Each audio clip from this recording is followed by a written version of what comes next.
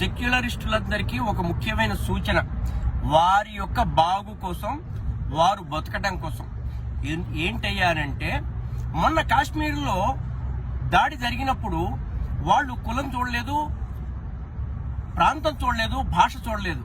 వాళ్ళు చూసింది ముస్లిమా కాదా. ముస్లిం కాని వాడిని ప్రతివాడిని చంపేశాడు. వాడు క్రిస్టియన్ అయినా, కర్ణాటక అయినా, తమిళనాడు అయినా, ఎక్కడి వాడైనా, ఆంధ్రుడైనా అందరినీ చంపేశాడు. దానికి వాళ్ళు ఎంచుకున్న పద్ధతి ఏంటి?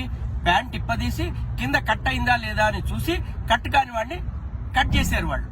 కాబట్టి సెక్యులరిస్టులందరికీ కూడాను, అయ్యా ఇప్పుడు మీరు సెక్యులరిస్ట్ అని చెప్పినా కూడా నమ్మరు. ఎందుకనంటే వాళ్ళు ఇప్పి చూస్తారు కదా.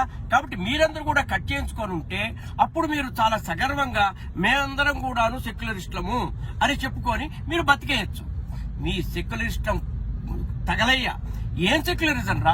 ఒక పక్క కాశ్మీర్ ఇంకా కావాలని చెప్పి పాకిస్తాన్ ఎత్తుకుపోయి అటుపక్క కాశ్మీర్ని ఎత్తుకోవాలని, ఇటుపక్క బంగ్లాదేశ్ ని తీసుకెళ్లి వెస్ట్ బెంగాల్ ని నానా చెత్త చేస్తున్నారు. ఇటువంటి క్లియర్ కట్ గా వాళ్ళు ఎతికి తంతున్న హిందువుల్ని ఇళ్లకు మార్కులు పెట్టి చంపుతున్నా ఇది హిందూ ముస్లింల గొడవ కాదు అని ఇంకా చెప్పడానికి ప్రయత్నం చేస్తున్నారు. ఇది చాలా తప్పైనటువంటి, ఇది తప్పకుండా హిందువులు ముస్లింల చేస్తుందే.